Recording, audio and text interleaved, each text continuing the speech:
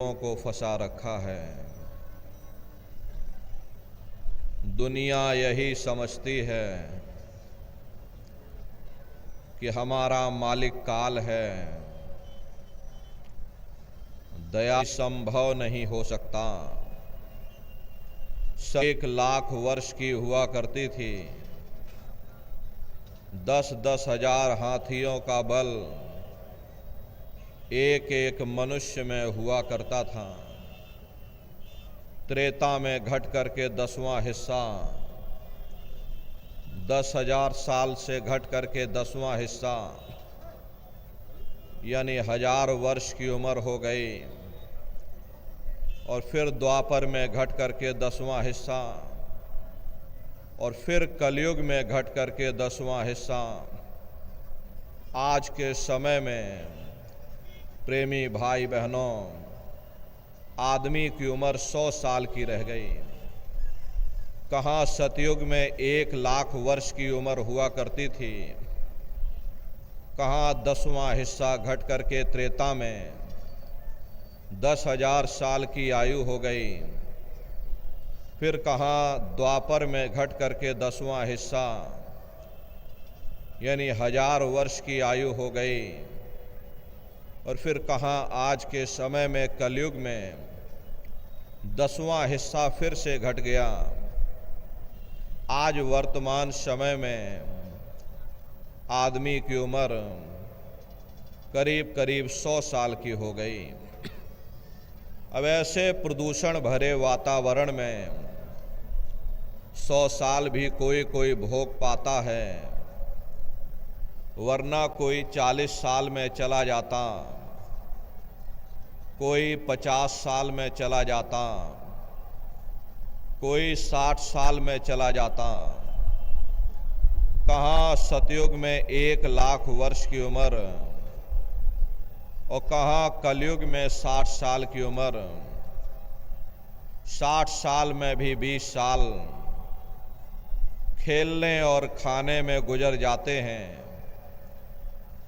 बाकी बचे 40 साल, इसमें शादी ब्याह भी करना है, बाल बच्चे भी करने हैं, उनकी परवरिश के लिए नौकरी पेशा भी करना है। फिर मनुष्य के पास समय कहाँ है, न समय है न सामर्थ्य है। इसीलिए प्रेमी भाई बहनों, हम अन्य युगों की साधना इस कलयुग में नहीं कर सकते।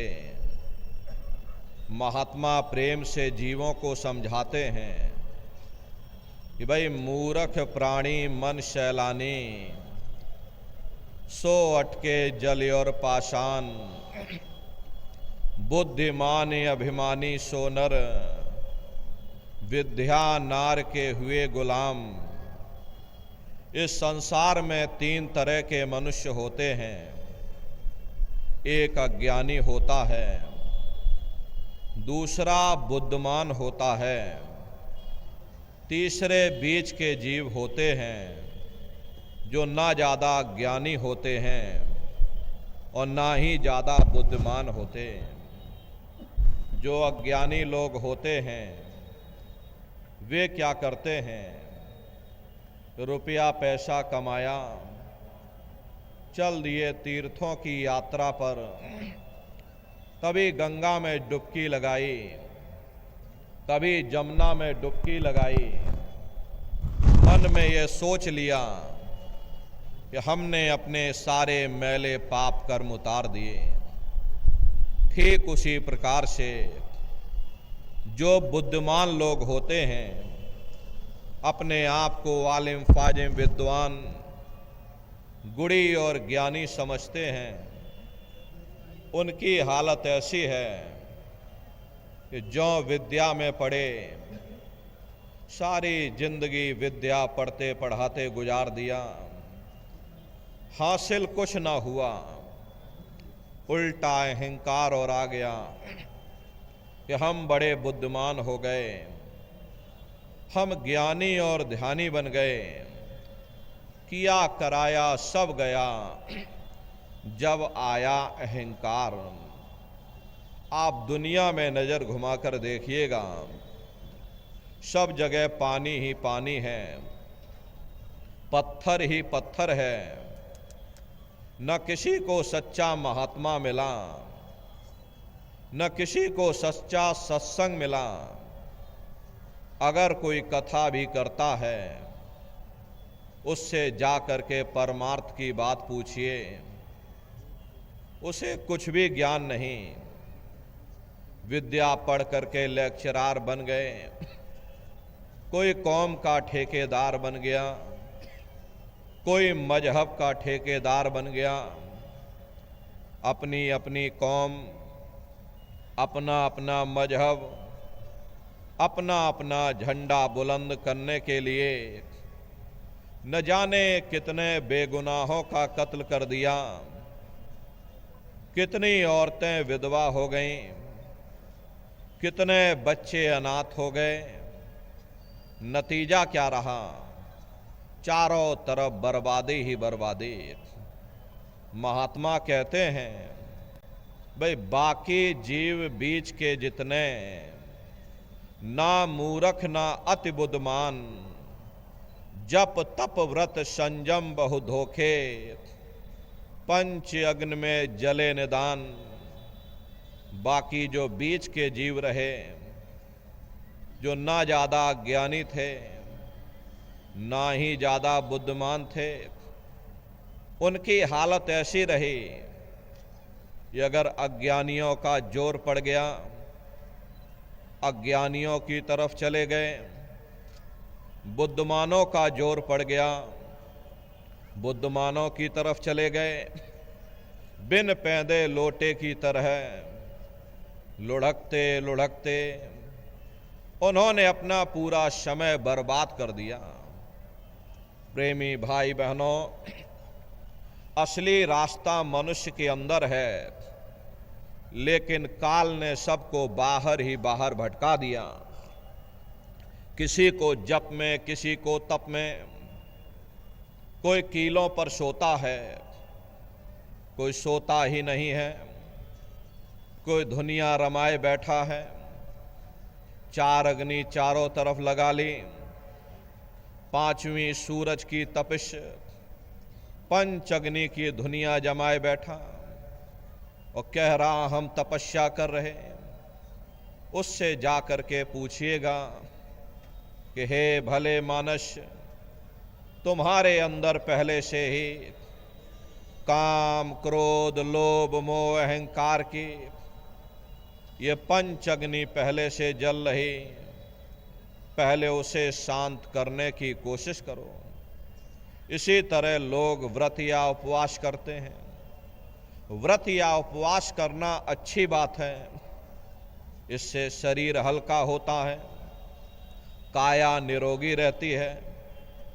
लेकिन अगर हम ये सोच लें कि हम व्रत या उपवास करके उस परमात्मा को प्राप्त कर लेंगे, तो ये कभी संभव नहीं हो सकता। एक आदमी का प्रण था, रोज दिए में तेल भर करके पाठ करना शुरू कर देता था, और जब तक तेल खत्म ना हो जाए, दिया बुझ ना जाए, वह कभी रोटी नहीं खाता था। उसका यही रिवाज था, यही उसका नियम था। रोज पाठ करता था और जब तक दिया बुझ न जाए वह रोटी नहीं खाता था। घर में नई बहू आ गई, उसे रस्म रिवाज का पता नहीं था। ज्यों दिए में तेल खत्म होने को आया, उसने ला करके और तेल भर दिया। आदमी बेचारा भूखा प्यासा, करे तो करे क्या?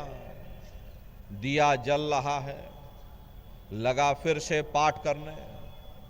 फिर जैसे ही तेल खत्म होने को आया, उसने लाकर और तेल भर दिया। आदमी भूख से व्याकुल हो उठा, क्योंकि संकल्प ले रखा था, लेकिन भूख से इतना परेशान हो गया, अंत में दिया बुझा करके और रोटी खाने लगा। ये हाल है पाठ करने वालों का। कहने का मतलब ये है कि दुनिया ऐसे ऐसे रस्म रिवाज में फंसी हुई है। कोई सिद्ध बना बैठा है, कोई नाथ बना बैठा है, कोई देवी देवताओं का अवतार बना बैठा है। ये सब काल का धोखा है। काल ने सारे जगत के जीवों को इसी धोखे में फंसा रखा है। देखो चरित्र काल करता का, कोई सिर कोई पैर रुधान। देखो काल ने कितना बड़ा धोखा दे दिया। किसी को हाथों से बहा दिया और किसी को पैरों से बहा दिया। वाल्मीकि जी महाराज ने राम के पैदा होने के 10,000 साल पहले ही पूरी रामायण बनाकर रख दी थी। भाई तुम्हारे अंदर राम है, तुम्हारे अंदर रावण है, सब कुछ तुम्हारे अंदर है। काल भगवान ने देखा, इसने तो मेरा भेद उजागर कर दिया, तो उन्होंने बड़ी होशियारी के साथ बाहर राम बना दिए, बाहर रावण बना दिया, ताकि कोई अंदर ना आने पाए और कोई मेरे भेद को ना जानने पावे। सब बाहर ही बाहर भटकते रह जाएं। भटक भटक भटकाया सब जग और कोई न लगया ठौर ठिकान। काल ने सारे जगत के जीवों को बाहर ही बाहर भटका दिया। किसी को पानी में, किसी को पत्थर में, किसी को मंदिर में, किसी को मस्जिद में, किसी को देवालय में, किसी को शिवालय में। प्रेमी भाई बहनों, इन बाहरी कर्म कांडों से न कभी किसी को मुक्ति मिली, न भविष्य में कभी मिल सकती है। लोमश ऋषि का दृष्टांत आता है। लोमश ऋषि ब्रह्मा के पुत्र माने जाते थे। लोमश ऋषि शिव जी के उपासक थे। शिव जी से उनको वरदान प्राप्त हुआ था, जब तक तुम्हारे रोए का एक एक बाल नहीं टूट जाएगा, तुम्हारी मृत्यु नहीं होगी। और तुम्हारे रोए का एक बाल एक कल्प पर्यंत बाद टूटेगा। इतनी लंबी अवधि पाने के बावजूद भी लोमश ऋषि ने अपने लिए कोई झोपड़ी नहीं बनाई। उनका ये मानना था कि जब हमको इस संसार से जाना ही है, एक ना एक दिन संसार छोड़ना ही है, तो हम झोपड़ी बना करके भला क्या करेंगे। प्रेमी भाई बहनों, यही लोमश ऋषि, उनका ये दृष्टांत आता है। लोमश ऋषि अपने पिता यानी ब्रह्मा से पूछते हैं कि पितु से पूछ मुक्ति की बाता और गंगा का फल कहो विधाता। हे पिताजी, हमें मुक्ति कैसे मिलेगी, क्या किया जाए, कृपा करके दया करके हमको आप समझा दीजिए कि हमें मुक्ति कैसे प्राप्त होगी। तब लोमश ऋषि के पिता यानी कि ब्रह्मा उनको जवाब देते हैं कि गंगा का फल भाग सुनाई, गंगा आदि मुक्त की दाई। कि हे लोमश ऋषि, तुम जाओ, जाकर गंगा जी में स्नान करो। जो कोई गंगा स्नान करेगा उसे सहज में मुक्ति मिल जाएगी। जाओ तुम यह काम करो, जा करके तुम्हें सहजता से यानी सरलता से तुम्हें मुक्ति प्राप्त होगी। तब लोमश ऋषि जवाब देते हैं कि सहज से का 10 गंगा नहाया, जा से जौन मोक्ष का पाया। कि हे पिताजी, मैंने सहस्त्रों वर्षों तक यानी हजारों हजार वर्षों तक गंगा जी में स्नान किया। बड़ी श्रद्धा और आस्था के साथ में गंगा जी में डुबकी लगाई, लेकिन मुझे फल क्या मिला? जब मेरी मृत्यु हो गई तो मुझे मक्ष की योनि में डाल दिया। मक्ष कहते हैं मछली को। अनेक जीव मार मोए खाया, ऐसे बहुत बहुत दुख पाया। जब मुझे मछली की योनि मिल गई, अनेकों अनेक जल के जीवों ने मुझे मार मार करके खाया। मुझे कितनी तकलीफ हुई, इसका मैं वर्णन नहीं कर सकता। और हे पिताजी, एक नहीं, जय जय तीरथ शवय नहाए, जल जीव जौन माहि भरमाए।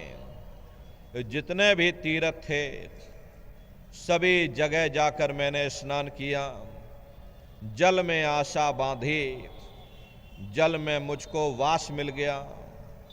जहाँ आशा तह वासा, मैंने जल में आशा बांधी, मुझे जल में वास मिल गया, लेकिन मुझे मुक्ति नहीं मिली। इसलिए हे पिताजी, ऐसी जुक्ति मुक्ति बतलाओ, भव जल पार उतर के जाओ।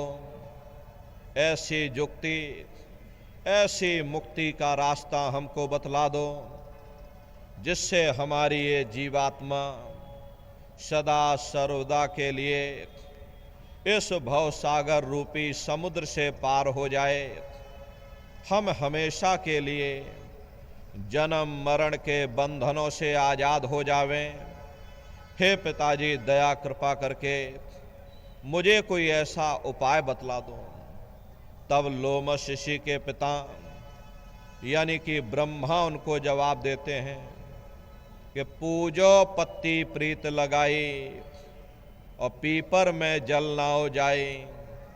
कि हे लोमश ऋषि, तुम प्रीत लगा करके स्वामी नाम की पत्ती की पूजा करो और पीपर पर जल चढ़ाओ। एक दिया पत्ती पे लावे, सो तो कोटि यज्ञ फल पावे। कि हे लोमश ऋषि, जो एक दिया स्वामी नाम की पत्ती के नीचे रखता है, उसे कोटान कोटि यज्ञों का फल प्राप्त होता है। जाओ तुम यह काम करो, तुम्हें सहजता से यानी सरलता से तुम्हें मुक्ति मिल जाएगी। तब लोमश ऋषि जवाब देते हैं कि सहस्त्र 3 पत्ती को पूजा, वृक्ष योनि पाइये ही पूजा। कि हे पिताजी, मैंने सहस्त्र 3 यानी 3000 वर्षों तक स्वामी नाम की पत्ती की पूजा की, बड़ी श्रद्धा और आस्था के साथ में पीपर पर जल चढ़ाया, पीपर पर परिक्रमा लगाई, लेकिन मुझे फल क्या मिला? मैंने वृक्ष की योनि में आशा बांधी तो मुझे वृक्ष की योनि में डाल दिया गया और मैं हजारों हजार वर्षों तक वृक्ष की योनि में पड़ा रहा, एक जगह पर खड़ा रहा। इसलिए हे पिताजी, दया कृपा करके मुझे कोई ऐसा उपाय बतला दो जिससे मुझे मुक्ति मिल जाए, फिर कभी जन्म मरण के बंधनों में ना आना पड़े। तब लोमश ऋषि के पिता यानी कि ब्रह्मा उनको जवाब देते हैं कि हे लोमश ऋषि, एकादशी करो तुम जाई, याते मुक्ति सहज में पाई। जाओ तुम एकादशी का व्रत रखो, इससे तुम्हें सहजता से यानी सरलता से तुम्हें मुक्ति मिल जाएगी। तब लोमश ऋषि जवाब देते हैं कि हे पिताजी, सहस वर्ष एकादश की नहा, अंत जन्म माखी को लीन्हा। मैंने सहस्त्रों वर्षों तक यानी हजारों हजार वर्षों तक एकादशी का व्रत किया, लेकिन मुझे फल क्या मिला? जब मेरी मृत्यु हो गई तो मुझे मक्खी की योनि में डाल दिया गया। और पुण्य व्रत कीनी बहु तेरा, ताका सुन वर्तंत निवेरा, कि हे पिताजी, मैंने और भी बहुत सारे व्रत किए लेकिन मुझे मिला कुछ नहीं। प्रथम व्रत एतवार को कीन्हा, याते जन्म चील को लीन्हा। मंगल बहुविधि व्रत रहाई, याते जन्म सुअर को पाई। अर पुनि व्रत तीज को कीन्हा, कुकर जन्म ताही से लीन्हा। अर पर दोष नेम से कीन्हा, खर को जन्म ताही से लीन्हा। प्रेमी भाई बहनों, अंत में लोमश ऋषि जवाब देते हैं कि अर पुनि व्रत कर झार बनाई, पर मुक्ति हमने नहीं पाई। बड़े साफ शब्दों में उन्होंने अपने पिता यानी ब्रह्मा को जवाब दे दिया। मैंने और भी बहुत सारे व्रत किए लेकिन मुझे मुक्ति नहीं मिली। मैं खाली का खाली रह गया, मेरा जन्म बर्बाद हो गया, मेरा समय बर्बाद हो गया, ये श्वासों की पूंजी बर्बाद हो गई। इसलिए हे पिताजी, दया कृपा करके मुझे कोई ऐसा उपाय बतलाओ जिससे मुझे मुक्ति मिल जाए। इस भवसागर रूपी समुद्र से हम पार हो जाएं, फिर कभी 4 खंड 84 लाख योनियों में हमको दोबारा यहाँ ना आना पड़े। हे पिताजी, दया कृपा करके मुझे कोई ऐसा उपाय, ऐसा रास्ता बतलाओ। तब लोमश ऋषि के पिता यानी कि ब्रह्मा उनको जवाब देते हैं कि हे लोमश ऋषि, पुण्य गौ का सबसे भारी, याते मुक्ति होए विचारी। मेरा ये विचार है, तुम जाओ, जाकर थोड़ा दान पुण्य करो। दान पुण्य में सबसे बड़ा पुण्य गौदान माना जाता है। जाओ तुम गौदान करो, जाकर के तुम्हें सहजता से यानी सरलता से तुम्हें मुक्ति मिल जाएगी। तब लोमश ऋषि जवाब देते हैं कि गौ दान कीन्हा बहु तेरा, जन्म मिला जो बकरी केरा। कि हे पिताजी, मैंने बहुत गौदान किया लेकिन मुझे फल क्या मिला? जब मेरी मृत्यु हो गई मुझे बकरी की योनि में डाल दिया गया।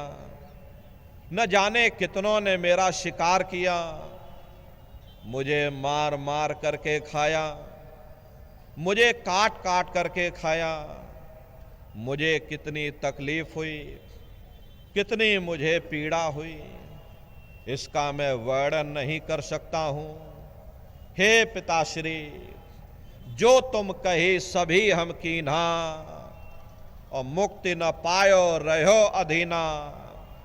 जो भी आपने विधि बताई, मैंने विधि विधान के साथ में उसे पूर्ण किया। इतना तीर्थ व्रत कर्म कांड इस संसार में कोई मनुष्य नहीं कर सकता है जितना कि मैंने किया, लेकिन मुझे मुक्ति नहीं मिली। मैं खाली का खाली रह गया, मेरा जन्म बर्बाद हो गया, मेरा समय बर्बाद हो गया, ये श्वासों की पूंजी बर्बाद हो गई। इसलिए हे पिताजी, दया कृपा करके मैंने बहुत भटक लिया, बहुत तकलीफ सह ली है। इसलिए हे पिताश्री, दया कृपा करके मुझे कोई आखिरी विकल्प ऐसा बता दो जिससे मुझे मुक्ति मिल जाए, ये जीवात्मा परमात्मा में विलीन हो जावे, फिर इस संसार में हमको ना आना पड़े, हम हमेशा के लिए जन्म मरण के बंधनों से आजाद हो जावें।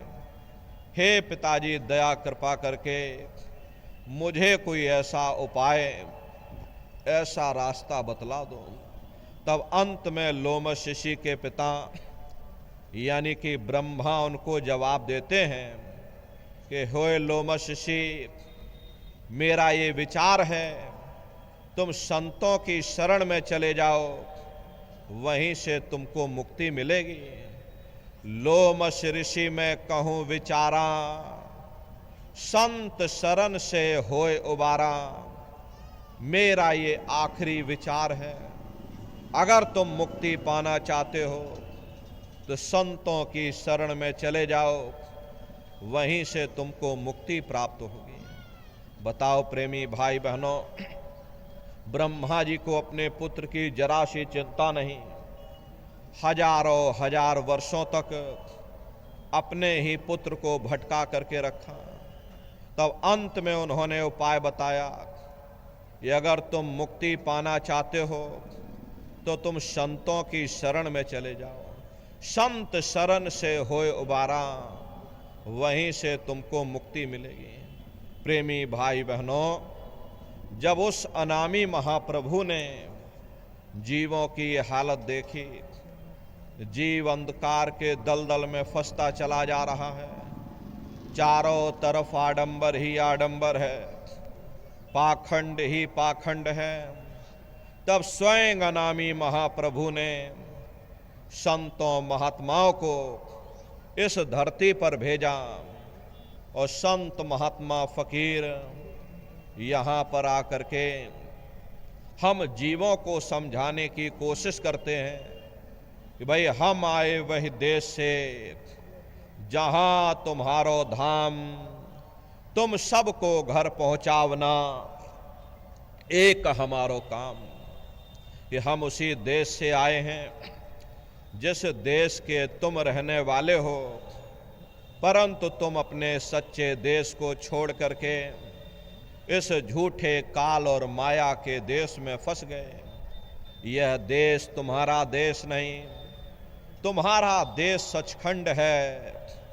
ये कौम तुम्हारी कौम नहीं, तुम्हारी कौम सतनाम है।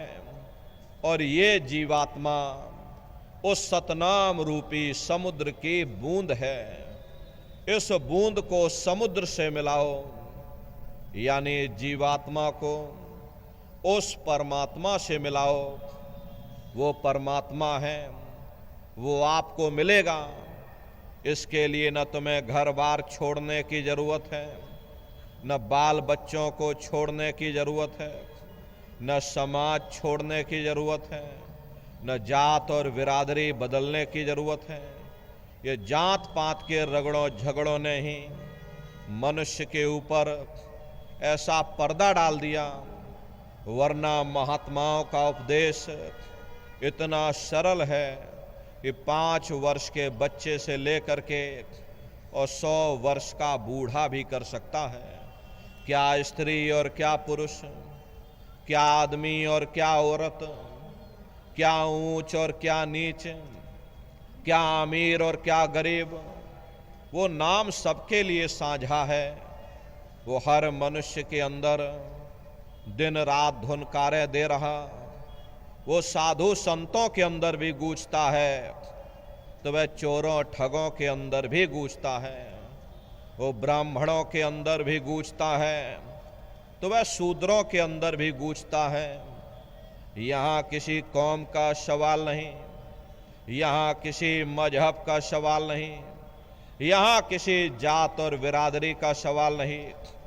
ये जितने हमारे मजहब हैं, चाहे हिंदू धर्म हो, चाहे मुसलमान धर्म हो, चाहे सिख धर्म हो, या चाहे ईसाई धर्म हो, जितने भी हमारे मजहब हैं, इनके जितने रीत रिवाज हैं, जितना रहन सहन का तरीका है, जितनी भी शरीयतें हैं, हमें जरूर अलग अलग नज़र आती हैं, लेकिन उसके अंदर जो रूहानियत छिपी है, वो रूहानियत असलियत है। वो हर मजहब की तह के अंदर एक ही चीज होती है। संत महात्मा फकीर केवल उस रूहानियत को समझाने के लिए आते हैं। आप तमाम जिंदगी उस रूहानियत का प्रचार करते हैं। रूहानियत और शरीयत का आपस में वैसा ही रिश्ता होता है जैसा कि जेवरों का जेवरों के डिब्बों के साथ होता है। कीमत जेवरों की होती है, डिब्बों की नहीं। तलवार को काम आनी होती है, म्यान को नहीं। ठीक उसी प्रकार से हमें जो कुछ भी प्राप्त होगा उस रूहानियत से प्राप्त होगा। जब हम रूहानियत से दूर हो जाते हैं तब आहिस्ता आहिस्ता हम शरीयत के कैदी बन जाते हैं, शरीयत के गुलाम बन जाते हैं। वह शरीयत धर्म के ठेकेदारों के हाथों में चली जाती है। वे हमें बाहर मुखी कर देते हैं, कर्म कांडों में फंसा देते हैं। ना किसी को रूहानियत की समझ होती है और ना ही कोई समझाने की कोशिश करता है। ये लोग हमें इतना बाहर मुखी कर देते हैं, इतना कर्म कांडों में उलझा देते हैं ताकि उनका भी रोजगार चलता रहे। जिस चीज को हासिल करके हमें सुख प्राप्त करना है उस ओर हमारा ध्यान ही नहीं जाता। अरे सुख तो परमात्मा की भक्ति में और परमात्मा के प्यार में मिलेगा। इसीलिए महात्मा कहते हैं, भाई सूरत सुन बात रे, तेरा धनी बसे आकाश। ऐ जीवात्माओं, तुम्हारा मालिक वो परमात्मा है, वो परमेश्वर है, वो सचखंड में बैठा हुआ। तुम यहाँ माया के जाल में फंसे हुए, जब तक तुम अपने घर जा कर के अपने मालिक से मिलाप नहीं कर लेते हो, तुम सुख किस तरह हासिल कर सकते हो, तुम शांति किस तरह प्राप्त कर सकते। प्रेमी भाई बहनों, इस नाशवान जगत में न कभी किसी को सुख मिला। ये जो कोई थोड़े बहुत सुख नजर आते हैं ये क्षणिक हैं। क्षणिक चीज़ों का सुख और आराम केवल क्षणिक ही होता है। जितना इसके आने में हमें खुशी महसूस होती है, उतना इसके जाने में भी हमें दुख भी महसूस होता है। आप स्वयं विचार करके देखिए, जब किसी की शादी होती है मन में बड़ी भारी खुशी होती है, ये मन फूला नहीं समाता है। लेकिन यदि शादी के बाद उसी साथी के साथ कोई अनबन हो जाए, मन मुटाव या झगड़ा हो जावे, तो मन में भय पैदा हो जाता है कि कहीं साथी हमारा बेकार न निकल जाए, हमें छोड़ करके चला न जाए, शराबी कबाबी और जुआरी न बन जाए। दुनिया भर की मन में चिंताएं समा जाती हैं। चिंता चिता समान, चिंता से बढ़ करके दुनिया में कोई दूसरा रोग नहीं। सो इस चिंता के कारण हम लोग दुखी हो जाते हैं। फिर हम बाल बच्चों में सुख ढूंढते हैं। जब बाल बच्चे पैदा होते हैं मन में बड़ी भारी खुशी होती है। ये मन फूला नहीं समाता है। अड़ोस पड़ोस वालों को बुला करके लड्डू पूड़ी पकवान बना बना करके खिलाते हैं। लेकिन अगर वही बच्चे बड़े हो करके नालायक निकल जाएं, माँ बाप का कहना ना माने, उनका आदर और सत्कार न करें, तो वही औलाद हमारे लिए दुख का कारण बन जाती है। फिर हम दुनिया के जीव हुकूमत के नशे में सुख ढूंढते हैं, राजनीति में सुख ढूंढते हैं। लेकिन जिस वक्त प्रेमी भाई बहनों, बड़े बड़े नेताओं को आपने देखा होगा, लोग उनको बदनाम कर देते हैं, पकड़ करके जेल खाने में डाल देते हैं, अखबारों में उनकी मट्टियां पलीत कर देते हैं। फिर वही हुकूमत हमारे लिए दुख का कारण बन जाती है। फिर हम दुनिया के जीव इंद्रियों के भोग और वासनाओं में सुख ढूंढते हैं। लेकिन जिस वक्त बीमारियों का हिसाब हमें अपने शरीर पर देना पड़ता है, तब हमें होश आता है ये सुख का कारण है या दुख का कारण है। इसीलिए महात्मा समझाते हैं कि भाई आप इस नाशवान जगत में नाशवान क्षणिक पदार्थों से कभी सुख हासिल नहीं कर सकते हो, कभी शांति प्राप्त नहीं कर सकते। एक बार हमारे गुरु महाराज कलकत्ता में एक विशाल पार्क बना हुआ, विक्टोरिया पार्क के नाम से। गुरु महाराज उसी बगिया में बैठे हुए थे। बगल से दो सेठ आए। दोनों सेठ गुरु महाराज के बगल में आकर बैठ गए। सामने देखा एक माली घास काट रहा था। घास काटते काटते माली को नींद आ गई और वह घास के ऊपर सो गया। दोनों सेठ आपस में बातचीत करने लगे। देखो उस माली को, हमसे ज़्यादा सुखी तो वो माली है, कम से कम उसे नींद तो आ रही, हम लोगों को नींद तक नहीं आती। नींद की गोलियां खा खा करके सोना पड़ता। गुरु महाराज उन सेठों की बात सुन रहे थे। गुरु महाराज बोले, अरे भाई सेठ जी, तुमने अपने आप क्यों फैसला कर लिया? जाओ पहले माली से पूछ करके आओ क्या वो सुखी है या नहीं है। गुरु महाराज की बात को मान करके दोनों सेठ माली के पास गए। जगा करके पूछा कि भाई हमारे सवाल का जवाब दे दो, क्या तुम सुखी हो या नहीं हो? तो माली बोला, अरे बाबूजी, हम कहाँ सुखी हैं। सुखी तो देखो महलों में जो रह रहे हैं, ऊंची ऊंची इमारतों में जो रह रहे हैं, वे लोग सुखी हैं, हम कहाँ सुखी हैं। गुरु महाराज उसकी बातों को सुन करके हंसने लगे। गुरु महाराज बोले, देखो सेठ कह रहा है कि माली सुखी है और माली कह रहा है सेठ सुखी है, और वास्तविकता यही है, यहाँ कोई सुखी नहीं।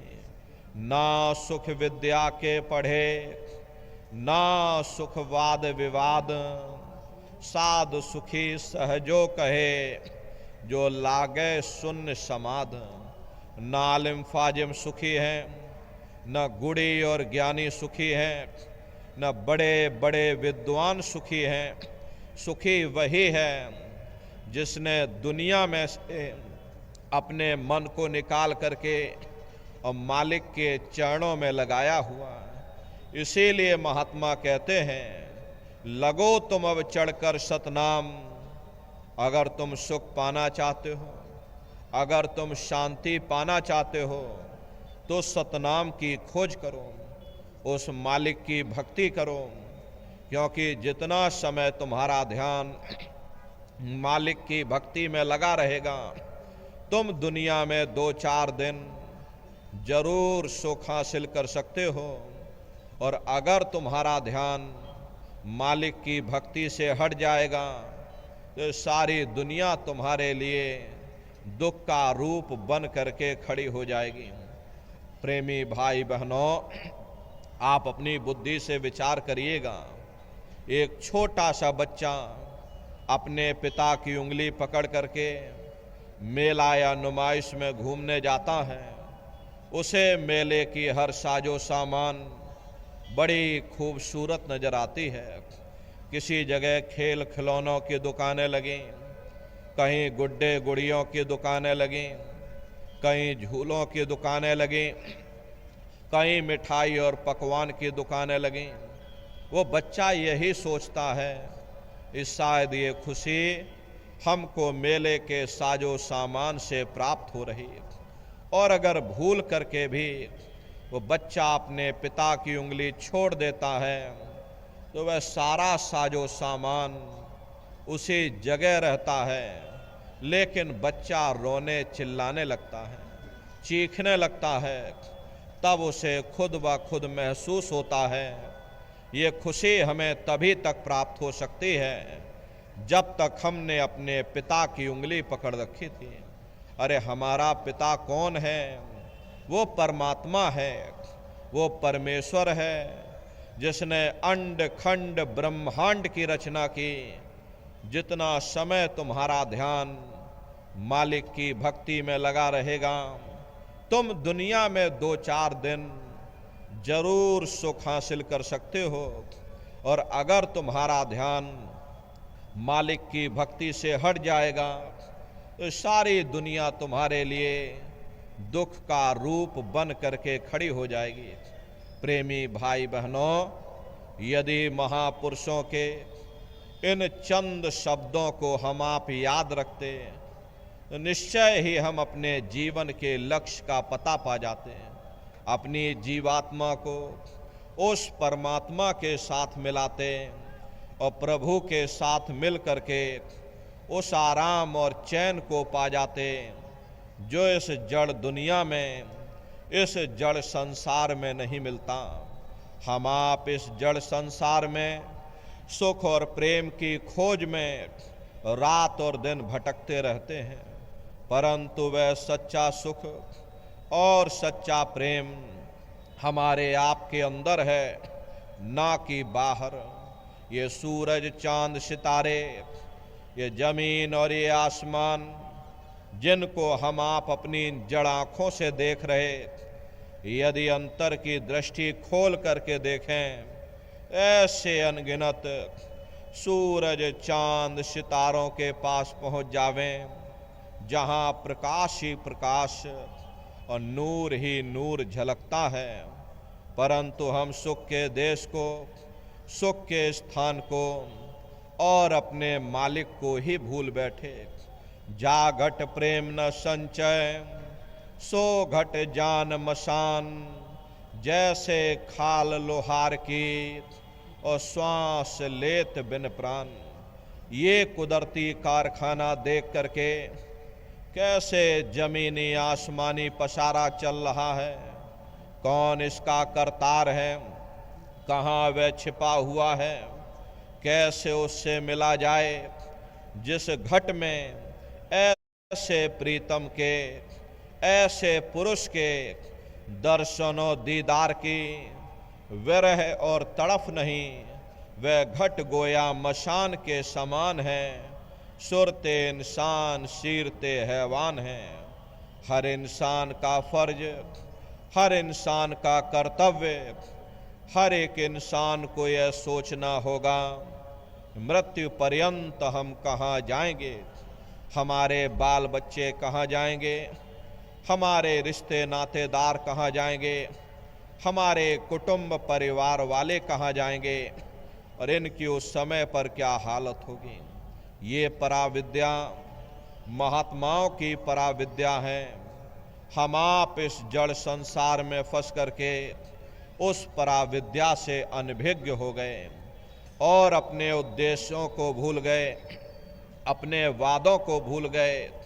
वो वादा जो हमने आपने माँ के घर में किया था उस परमपिता परमात्मा से कि हे परमात्मा, इस बार हमको मौका दे दो, हम भजन करेंगे, भक्ति करेंगे। लेकिन माँ के घर में आकर के न भजन किया न भक्ति की, बस माया की छाया में फंस करके इस मिथ्या जगत को अपना मान करके हम आप इसी में गोता खा रहे। प्रेमी भाई बहनों, इस दुनिया में हित मित भाई बंधु, रिश्ते नातेदार, कुटुंब परिवार वाले, इनमें से कोई भी चीज तुम्हारी जीवात्मा को इस अधोगति से बचा नहीं सकती। हम कौन हैं, हम कहाँ से आए हैं और हमें जाना कहाँ है, ये मानव मात्र के लिए एक कठिन प्रश्न बना हुआ है। इस प्रश्न का हल तब तक नहीं होगा जब तक इस धराधाम पर कोई संत महात्मा फकीर न मिल जाएं। इसीलिए वह मालिक अति दया और कृपा करके संतों महात्माओं को धरती पर भेजते हैं। संत महात्मा फकीर यहाँ पर आकर के हम जीवों को समझाने की कोशिश करते हैं।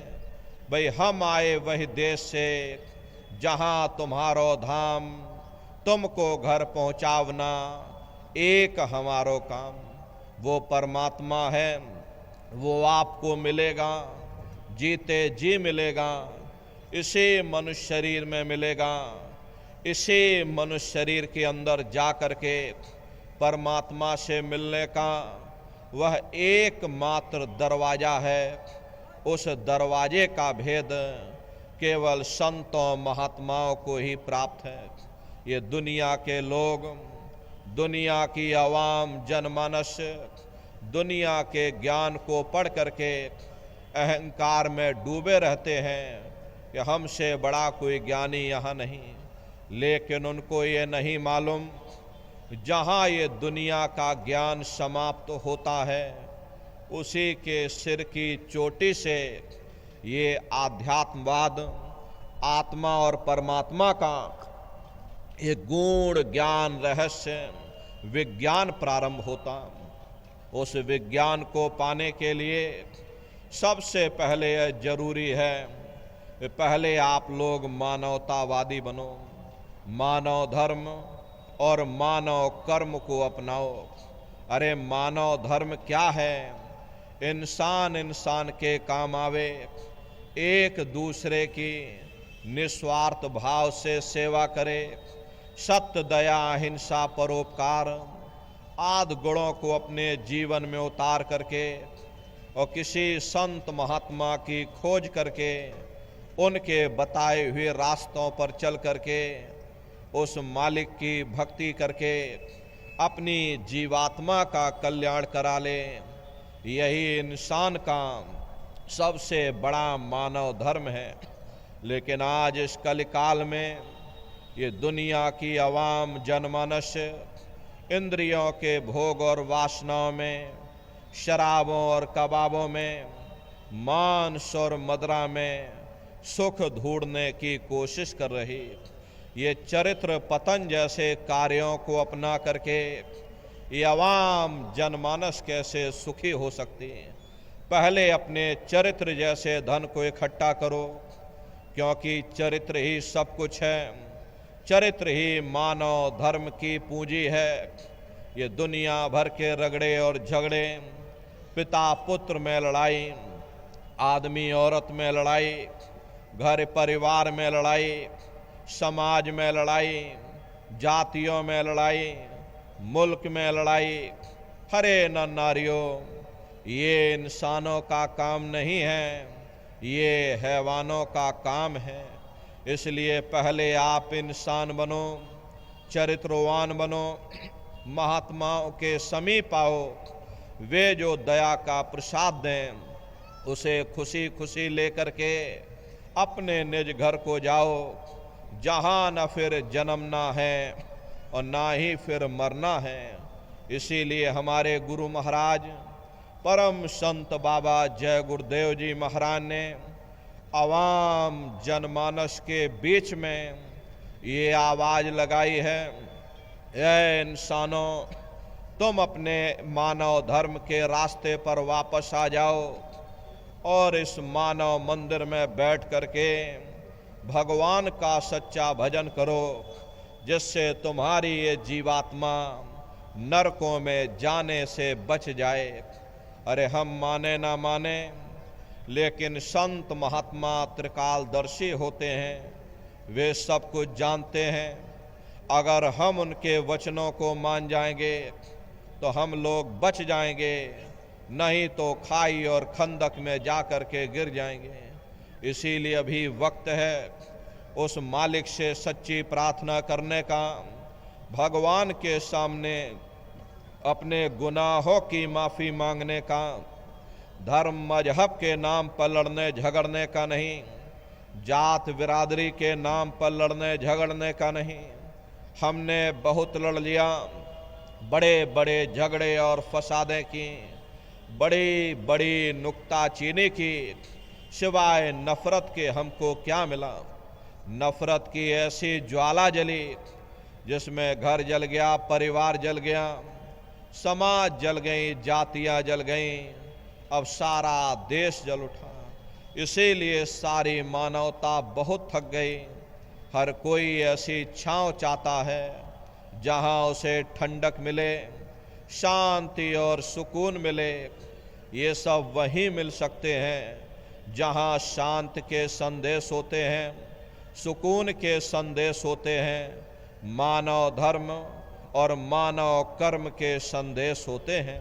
और ये संदेश केवल संत महात्मा फकीर देते हैं, जो समदर्शी होते हैं, जो समस्त जीवों के अंदर उस प्रभु के अंश को देखते हैं। ऐसे समदर्शी उन महात्माओं की खोज करो। ये मत देखना महात्मा जी किस जाति के हैं, महात्मा जी किस बिरादरी के हैं। अरे जातियां कर्म के अनुसार बनाई गई, जन्म के अनुसार नहीं। मनुष्य की एक ही जाति है, वो है मानव जाति।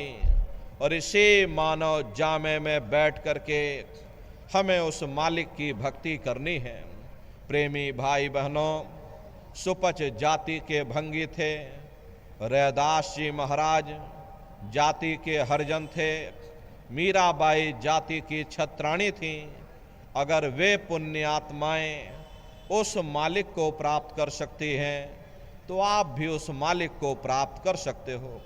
लेकिन बगैर महात्माओं के, बगैर गुरु के कोई भी जीव इस संसार समुद्र से ना कोई पार हुआ और ना ही कोई हो सकता। ये समुद्र ऐसा है जिसके ना इस किनारे का पता, न उस किनारे का पता। कोई नहीं जान सकता ये दुनिया कब बनी, कितनी बार प्रलय और महाप्रलय हो गई। लेकिन इतना जरूर मालूम है, जिस दिन से दुनिया बनी है हम लोग यहीं पर भटका खा रहे हैं। अगर इधर से हवा चली, नैया हमारी उधर चली गई, और कहीं उधर से हवा चल गई, हमारी नैया डगमगाते हुए इधर चली गई। न जाने कितने युग और कल्प बीत गए, लेकिन हमारे ये जीवन की नैया आज तक इस भव सागर से किनारे नहीं लगी। इसलिए प्रेमी भाई बहनों, सौभाग्य से वक्त का इतना बड़ा वरदान आपको मिला, ये मानव तन आपको मिल गया। न जाने किस महात्मा की दया हो गई, न जाने कौन से जन्म जन्मांतरों के शुभ पुण्य कर्म उदय हो गए, जो आपको ये मनुष्य शरीर मिल गया। अरे अब की बार ये मौका मिल गया है, समय रहते हुए इस मौके का लाभ उठाओ। लेकिन दुर्भाग्य हम अज्ञानी मनुष्यों का है। प्रेमी भाई बहनों, जब जब हमें ये मौका मिलता है, हम मानव जीवन के उद्देश्यों को भूल जाते हैं कि हमको आखिर ये मनुष्य शरीर क्यों मिला है। उल्टा कौमों मजहबों के झगड़े में उलझ जाते हैं। धन दौलत के चक्कर में पड़ करके एक दूसरे के गला काटने की योजनाएं बनाना शुरू कर देते हैं। इतना इन भोगों में लिप्त हो जाते हैं, ये और तो और हम अपनी मौत को ही भूल जाते हैं। हम रोज देखते हैं कि हमारे ही साथी, हमारे ही रिश्ते नातेदार, हमारे ही कुटुंब परिवार वाले एक एक करके हमारा साथ छोड़ करके चले जा रहे हैं, बल्कि हम खुद उन्हें कंधों पर उठा करके शमशान भूमि पर छोड़ करके आते हैं। आँखों से देखते हैं कि जिस चीज़ के लिए वह इतना भटकता था, जिस चीज़ के वह वह इतना तड़फता था, अपना अपना कह करके फक्र या गर्व महसूस किया करता था, उसमें से किसी ने उसका साथ नहीं दिया। हम मन में यह सोच लेते हैं कि शायद वो बदकिस्मत होगा, कुछ भी अपने साथ ना ले जा सका। शायद हम सब कुछ गठरी मुठरी बांध करके अपने साथ ले करके चले जाएंगे। महात्मा प्रेम से समझाते हैं, भाई तुम उस समय को, उस वक्त को अपनी आँखों के सामने रख करके देखो। अरे उस समय कौन तुम्हारी सहायता करेगा, कौन तुम्हारी मदद करेगा। बस सारा दिन देह के अहंकार में, देह के गुरूर में ही न फंसे रहो। आखिर हम लोग अहंकार किस चीज़ का करते हैं? यदि हम जवानी का अहंकार करते तो क्या कभी किसी ने किसी का बुढ़ापा नहीं देखा? क्या हम बुढ़ापे की उम्र में नहीं जाएंगे? यदि हमें खूबसूरती या सुंदरता का अहंकार है तो क्या कभी बीमारों की शक्लें नहीं देखी? चेहरे पर चेचक निकल जाए, पीलिया हो जावे, अपनी ही शक्ल आईने में देखने में डर लगता है। यदि हमें हुकूमत का अहंकार है तो क्या कभी नेताओं को फांसी के तख्तों पर लटकते हुए नहीं देखा? अरे मन रे क्यों गुमाने अब करना, तन तो तेरा खाक मिलेगा, 84 जा पड़ना। ए मन तू किस चीज का अहंकार करता है? यदि सवारी सर प्रेमी भाई बहनों जवानी का अहंकार करते हो, यदि शरीर का अहंकार करते हो, इसे तो मिट्टी में मिलकर के मिट्टी हो जाना है। फिर हमें धर्मराज के सामने पेश होना पड़ेगा।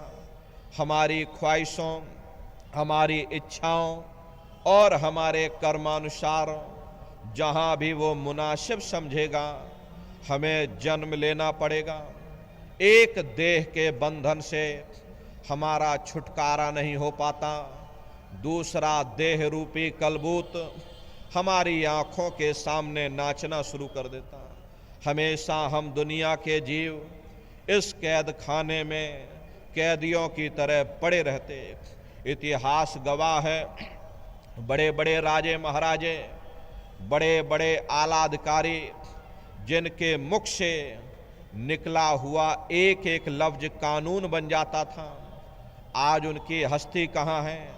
उनकी कब्रों पर हम ठोकरें मार मार के गुजरते हैं, उनकी हड्डियां हमारे पैरों तले कुचली जाती हैं। क्या हम भूल चुके हैं एक समय हमारा भी आएगा, हमारी भी कब्रों पर लोग ठोकरें मार मार के गुजरेंगे, हमारी भी हड्डियां लोगों के पैरों तले कुचली जाएंगी। इसीलिए महात्मा समझाते हैं, भाई तुम उस समय को, उस वक्त को अपनी आंखों के सामने रख करके देखो। उस समय कौन तुम्हारी सहायता करेगा, कौन तुम्हारी मदद करेगा? अरे मन रे क्यों गुमाने अब करना, तन तो तेरा खाक मिलेगा, 84 जा पड़ना। ए मन तू किस चीज का अहंकार करता है? इस शरीर का अगर अहंकार करता, इसे मिट्टी में मिल करके मिट्टी हो जाना है। धन दारा सुत नाती कहियन, यह नहीं आवे काम।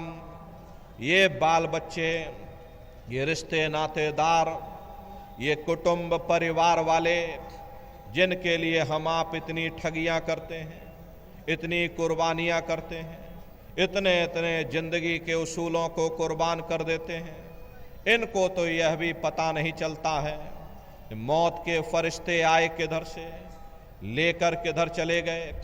कुटुंब परिवार मतलब का बिना धन पास नहीं जाए। ये रिश्ते नातेदार, ये कुटुंब परिवार वाले, ये सब स्वार्थ के संगी साथी। अरे आज आपकी जेब में पैसा है, सब जैसे तैसे आपसे रिश्तेदारियां कायम कर लेंगे। आज आपकी जेब खाली हो जाए, बेटा बाप को बाप कहने के लिए तैयार नहीं होता। आप रोज कचहरियों में मुकदमों का हाल देखते हो। यदि किसी पिता ने बंटवारा करते समय किसी बेटे को 1000 रुपया कम दे दिया या 1 बीघा जमीन कम दे दी, तो बेटा बाप का दुश्मन बन जाता, उसे ले जाकर कचहरियों में खड़ा कर देता। अरे अपना यहाँ क्या है? इस स्वार्थ के संगी साथी प्रेमी भाई बहनों, महात्मा केवल हमारी हालत ही बयान नहीं करते हैं, केवल हम पर तरस खाने के लिए ही नहीं आते हैं, बल्कि हमें यहाँ से निकालने का उपाय भी करवाते हैं। वो कौन सा उपाय है, वो कौन सा तरीका है? देखो महात्मा कह रहे कि तू अचेत गाफिल हो रहता, सुन ले मूल कलाम।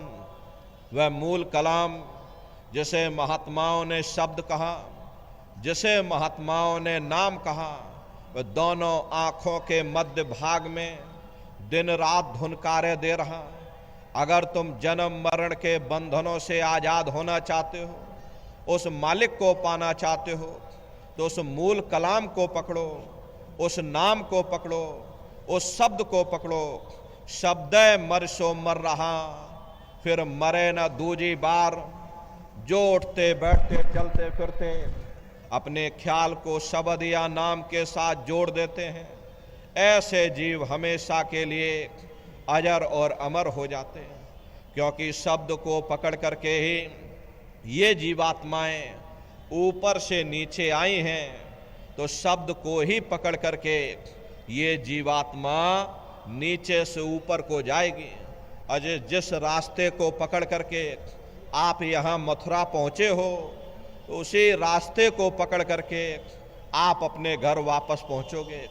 प्रेमी भाई बहनों, हम लोग ऊपर से नीचे कैसे आए और कैसे नीचे संसार में आकर के फंस गए, तो जरा संक्षिप्त में आप लोग समझ लीजिए।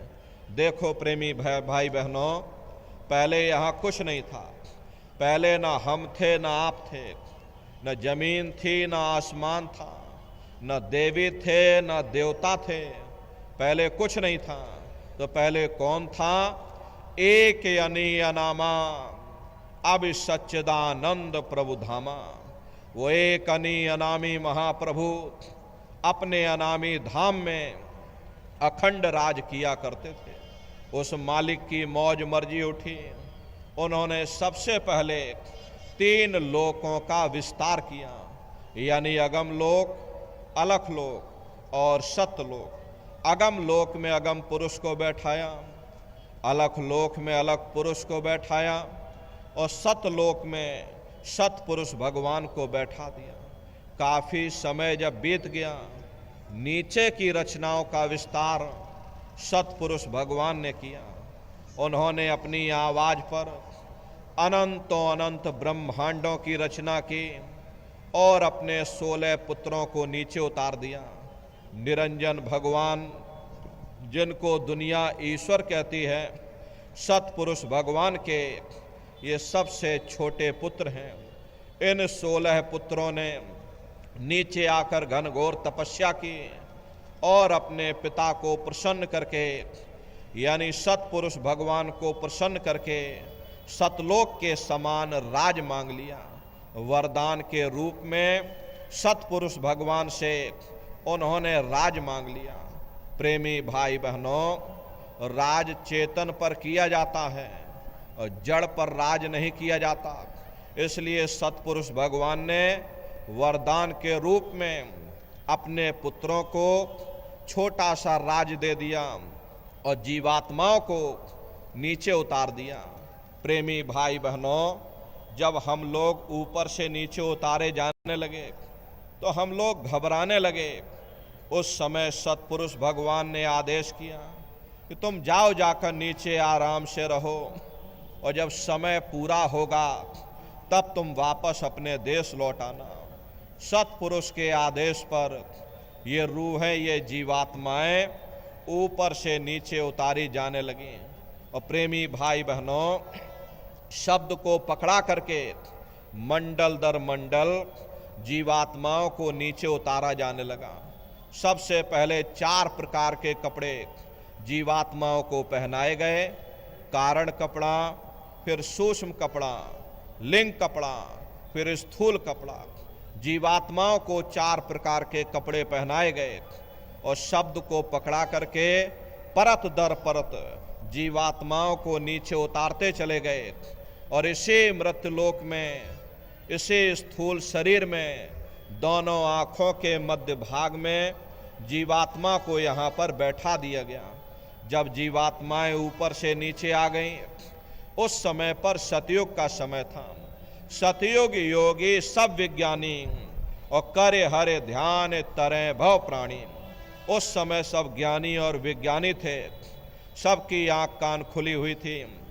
रोज मालिक का दर्शन करते, रोज आते रोज जाते, और जब समय पूरा हो जाता ये जीवात्माएं अपने देश वापस लौट जाती, फिर घूम करके लौट करके मृत्युलोक में वापस नहीं आते।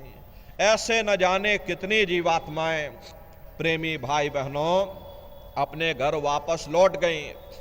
तब निरंजन भगवान ने विचार किया कि हमने इतनी मेहनत की, हमने इतनी तपस्या की, वरदान के रूप में जीवात्माओं का छोटा सा भंडार उस मालिक से मांग लिया है, और अगर ये जीवात्माएं ऐसे ही अपने घर वापस लौट जाएंगे, फिर हम राज किस पर करेंगे? मेरा राज खाली हो जाएगा। मेरी तपस्या बर्बाद हो जाएगी। तो उन्होंने बड़ी होशियारी के साथ में कर्मों का विधान बना दिया, और कर्मों का विधान बना करके यहाँ मृत्यलोक में जीवात्माओं को सुना दिया गया कि काल रूप में तिन कर भ्राता, शुभ अशुभ कर्म फल दाता। यानी मैं काल रूप हूं और शुभ अशुभ कर्मों का मैं फल दूंगा। यानी कर्म करने की स्वतंत्रता हमको आपको दे दी गई, फल देने का अधिकार इन्होंने अपने हाथों में रख लिया। धीरे धीरे ये जीवात्माएं कर्मों की बेड़ियों में जकड़ती चली गईं। जिस नाम की डोरी को पकड़ करके ये जीवात्माएं ऊपर से नीचे आई थीं, कर्मों के कारण वो नाम की डोरी हाथ से छूट गई। तब से लेके आज तक हम आप यहीं पर भटका खा रहे हैं। अगर वो नाम की डोरी हाथ में आ जाए, शब्द की डोरी हाथ में आ जावे, तो शब्द कर्म की रेख कटावे, शब्द शब्द में जाय मिलावे। शब्द वो साबुन है जो तुम्हारे कर्मों की रेख पर मेख मार देगा और तुम्हें शब्द दर शब्द, मंजिल दर मंजिल अपने घर वापस पहुंचा देगा। इसीलिए महात्मा कहते हैं, भाई अगर तुम मालिक को पाना चाहते हो तो सुरत शब्द नाम की कमाई करो। सुरत शब्द नाम की कमाई करना, सब जतन दूर अब धरना। कोई दूसरा उपाय करने की जरूरत नहीं, कोई तीसरा विकल्प अपनाने की जरूरत नहीं। ऐसा मत करना कि गंगा गए तो गंगा राम बन गए और जमुना गए तो जमुना दास बन गए। चलो जब भी कर लें तब भी कर लें, पूजा भी कर लें, पाठ भी कर लें, कोई ना कोई उपाय कारगर होगा ही। प्रेमी भाई बहनों, इस बात को हमेशा ध्यान में रखिए, जो पानी 100 सुराखों से बहेगा वो कभी खेत नहीं सींच सकता। अगर हम अपने ध्यान को दुनिया में चारों तरफ फैलने देंगे, हम कभी कुछ भी प्राप्त नहीं कर सकते। नाम विसार चलहि अनिमार्ग, अंत काल पछताई। नाम की कमाई का तरीका छोड़ करके और किसी रास्ते पर चल करके देख लो, अंत समय पछताना पड़ेगा। इसीलिए महात्मा कहते हैं, भाई सुरत शब्द नाम की कमाई करना, यानी शब्द की कमाई करो, नाम की कमाई करो। नाम किसके पास मिलेगा? नाम रहे संतन आधीना, और संत बिना कोई नाम न चिन्हा। प्रेमी भाई बहनों, अगर तुम नाम की कमाई करना चाहते हो तो शब्द भेदी गुरु की तलाश करो। गुरु सोई जो शब्द सने ही, और शब्द बिना दूसर नहीं से ही। शब्द कमावे सो गुरु पूरा, उन चरणन की हो जा धूरा। और पहचान करो मत कोई, लक्ष्य अलक्ष्य न देखो सोई। शब्द भेद लेकर तुम उनसे, और शब्द कमाओ तुम तन मन से। यानी शब्द भेदी शब्द गुरु की तलाश करो, जो शब्द या नाम के भेद को जानते हो। ऐसे महात्माओं की खोज करो, ऐसे महात्माओं से प्रीत करो, उनकी संगत और सोहबत करो। हम जीवों का दुर्भाग्य है कि हम दुनिया के जीव एक तो महात्माओं की संगत और सोहबत नहीं करते, और यदि करते भी हैं तो मन में लोक लाज का भाव पैदा हो जाता।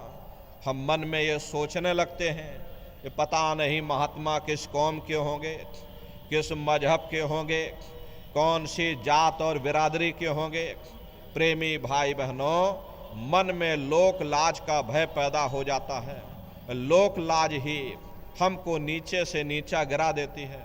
देखिए हुजूर राय साहब शालिग्राम जी महाराज, आपका कोई मामूली ओहदा नहीं था। आप उन दिनों में